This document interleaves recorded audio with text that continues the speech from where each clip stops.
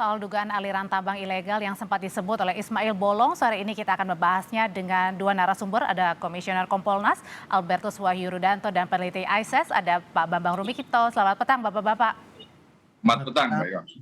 Saya ke Pak Bambang dulu. Pak Bambang, sudah dibantah isu ini oleh Kabar Reskrim. Kabar Reskrim bilang, tanya saja pada mereka, mungkin jangan-jangan mereka yang terima, maksudnya mungkin FS dan HK.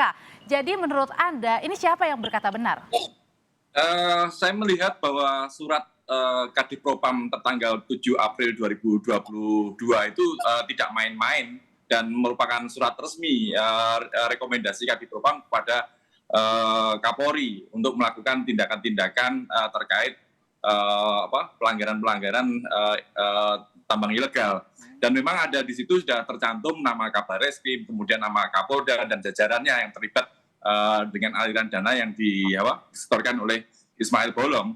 Dan dalam surat itu pun juga sudah jelas kok ada atensi dari Kabar Reskrim sehingga tidak ada tindak lanjut proses tindak lanjut terkait dengan etik maupun pidana seperti itu. Atensi itu disampaikan oleh Kombes Budi Haryanto ya. Tidak lanjut karena? Karena ada atensi dari Kabar Reskrim gitu. Makanya kalau Kabar Reskrim sekarang membantah, ya ini sesuatu yang wajar. Seseorang yang diduga melakukan pelanggaran membantah itu wajar. Verdi Sambo ketika terkena kasus pembunuhan Joshua juga membantah di awal-awal seperti itu. Makanya bantahan dari Kabar Reskrim ini tidak menyelesaikan masalah. Yang lebih penting adalah bagaimana Polri, terutama Kapolri untuk mengklarifikasi. Kalau sekedar bantaran dari terduga Kabar Reskrim sendiri tentunya tidak akan menyelesaikan masalah. Pak Wahyu, jadi menurut Anda siapa yang benar yang berkata ini? Jadi begini Mbak, kami di Kompolnas terus terang prihatin dengan adanya fakta-fakta yang terbuka, tetapi kemudian berimplikasi kepada penilaian publik terhadap Polri. Maka bagi Kompolnas yang terpenting adalah fakta hukum ini sesegera mungkin dikelirkan. Apa sejauh ini fakta hukum yang sudah ditemukan oleh Kompolnas, Pak Wahyu? Kami Kompolnas tidak punya kompetensi, tidak punya kewenangan untuk melakukan penyidikan secara pro justisia. Tapi rekomendasinya misalnya? Kami punya kewenangan untuk melakukan klarifikasi. Maka kami mendesak segera mungkin, ini kan sudah jadi bola liar nih Mbak, bola liar surat sudah beredar kemana-mana yang seharusnya rahasia, kemudian dari pihak Pak Sambo maupun Pak Indra sudah bilang ya, tetapi dari pihak Pak Agus membantah ya. Lebih baik ini diklarifikasi sehingga kalau memang benar dan pihak-pihak yang berkaitan sudah ditanya, saya kira penyidik dan pihak Polri punya kemampuan dan kompetensi untuk mendalami itu segera mungkin agar publik tidak menjadi tanda tanya, dan kalau ini menjadi bola liar kemudian informasi menjadi berkembang yang nanti menjurus ke prasangka-prasangka yang tidak benar. Tapi kalau dari Kompolnas sendiri sudah ada belum misalnya temuan-temuan awal atau informasi ini di awal, Pak Wahyu?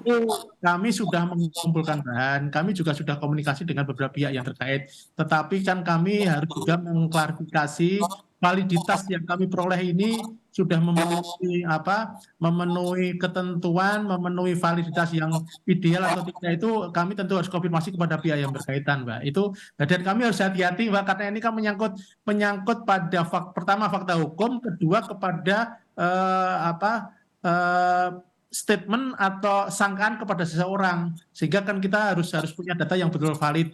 Saya setuju dengan Pak Bambang tadi menyampaikan ini kan sudah terbuka. Baik, kalau sudah terbuka sekarang silahkan saja untuk kemudian didalami saja, sehingga yang mana yang benar publik diberi penjelasan, kalau memang salah ya ditindak, kalau memang tidak benar ya diklarifikasi. Saya kira itu yang saya kira harus segera dilakukan sehingga tidak menjadi semua orang kemudian berpendapat sesuai dengan asumsinya masing-masing, Mbak. Setuju, Pak Wahyu.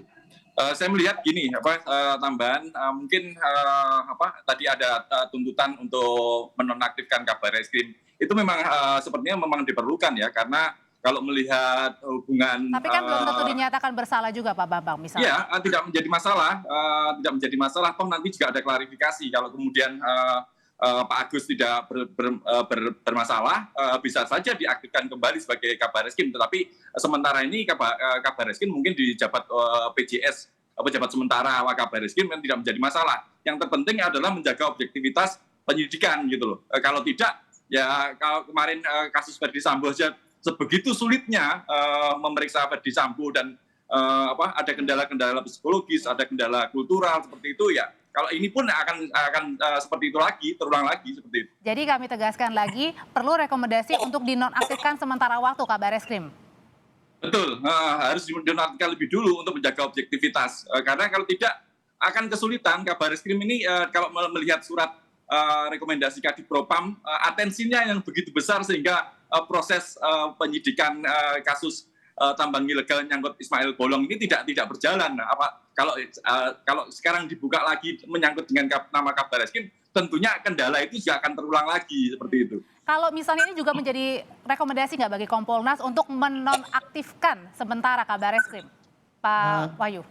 Saya kira Bapak Kapolri pasti sudah punya pertimbangan tertentu ya. Untuk menonaktifkan ini kan pasti ada beberapa hal yang harus menjadi dasar dan pertimbangan, dan sekali lagi sampaikan ini harus hati-hati karena menyangkut elit, jangan sampai keputusan yang diambil nanti berimbas kepada penilaian publik terhadap institusi yang sudah sangat besar. Karena ini sebenarnya kan bagian kecil dari tugas pokok Polri yang begitu banyak, Mbak. Ya, saya kira kalau Pak Bambang, kita hormati pendapat Pak Bambang, tetapi kalau kami Kompolnas masih melihat Kapolri pasti punya pertimbangan tertentu yang kita tunggu saja apa yang menjadi pertimbangan nanti, dan komitmen Kapolri jelas kok. Kami sudah diskusi dengan beliau bahwa beliau ini nggak main-main lagi dan beliau konsisten dengan apa yang akan menjadi harapan Bapak Presiden untuk seperti waktu mengumpulkan para Kasatwil ya, Kapolda dan Kapolres itu. Kabarnya katanya Kompolnas ini sudah menemui 3 jenderal, itu benarkah dalam kasus ini? Kalau menemui banyak, Mbak, tetapi kan tidak hanya kasus ini saja, kan banyak hal yang kita bahas, Mbak. Hari-hari ini kita membahas. Tapi dibahas termasuk soal Ismail Bolong ini, karena kan menjadi sorotan, apalagi Komisi 3 akan segera memanggil Kapolri. Ya, saya kira ketika nanti Komisi 3 mengambil dalam rapat dengar pendapat, tentu lebih akan terbuka lagi, karena itu forumnya kan pasti menjadi forum yang harus disampaikan Kapolri apa adanya. Dan kami Kompolnas tentu akan mendorong, dan Komisi 3 punya kewenangan untuk manggil Kapolri. Nah, saya kira ini yang kita dorong saja, sehingga harapan kita jangan sampai isu ini kemudian tadi menjadi bola liar, Mbak. Dan itu tidak bagus untuk kinerja Polri. Jadi kami tegaskan sekali lagi Pak Wahyu bahwa Kompolnas juga bertemu dengan Kapolri terkait dengan isu dugaan suap ini ya. Banyak hal, bukannya saja. Kita sering diskusi dengan Bapak Kapolri dan banyak hal kita sampaikan. Tentu ada salah satu hanya ini banyak masalah, Pak, yang kita sampaikan, termasuk banyak perkembangan yang harus kita diskusikan dengan beliau. Ya. Pak Bambang, ada senyum-senyum. Apakah ini artinya mungkin bagaimana caranya juga tidak memisahkan begitu ya antara kasus ini dengan yang dihadapi oleh FS dan HK, ini gimana caranya?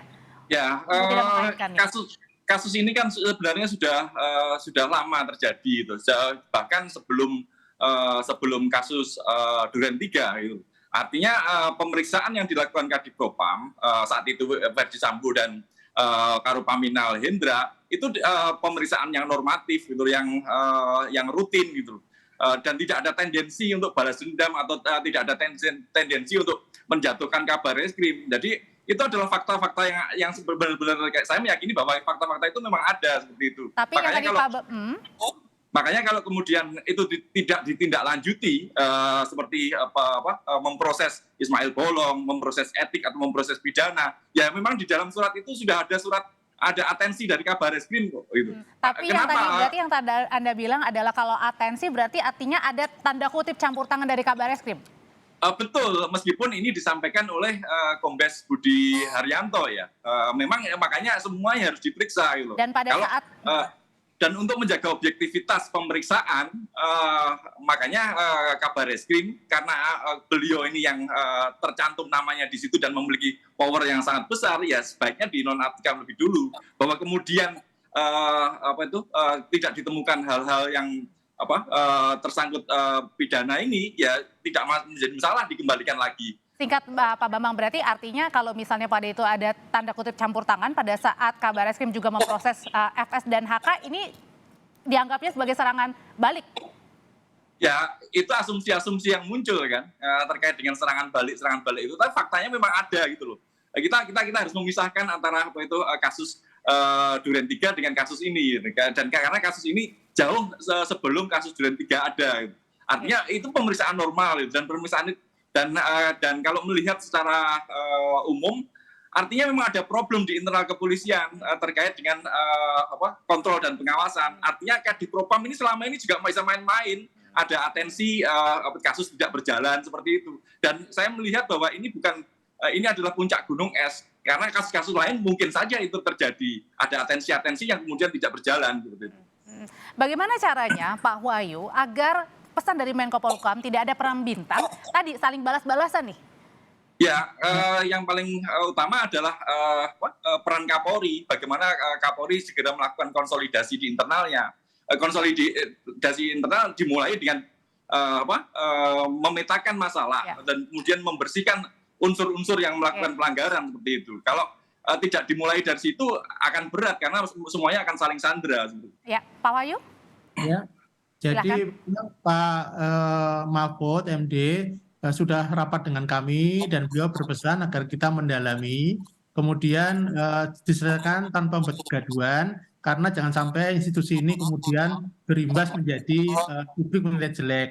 Sehingga yang kita lakukan sekarang adalah melakukan klarifikasi kepada beberapa pihak. Tentu saja tidak bisa kami sampaikan secara terbuka ke publik karena kita masih mengkonfirmasi banyak hal, tetapi kita berharap jangan sampai informasi ini menjadi benar dan asumsi lalu semua menghubung-hubungkan ada perang bintang lah, ada dengan balas dendam dan sebagainya.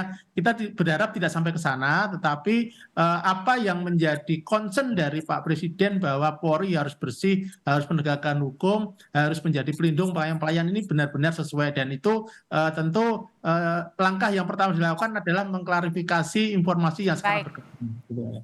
Ya. Baik, jadi ada 2 poin yang saya tangkap bahwa harus ada klarifikasi, dan 2 tadi yang direkomendasi oleh Pak Bambang adalah menonaktifkan supaya tidak ada dalam tanda kutip campur tangan Kabareskrim dalam hal dugaan suap tambang ini. Ya, Pak Bambang? Siap. Memang harus segera dinonaktifkan untuk menjaga objektivitas. Tanpa menonaktifkan lebih dulu, susah kiranya untuk menjaga objektivitas, dan kemudian peran-peran atau kendala-kendala psikologis, kendala kultural itu masih ada di kepolisian. Dan ini yang harus diselesaikan lebih dulu oleh Kapolri seperti itu. Bambang Rukmito, peneliti ISIS, dan Albertus Wahyu Rudanto, Komisioner Kompolnas, terima kasih sudah berbagi informasi di Kompas Petang. Sehat selalu Bapak-Bapak.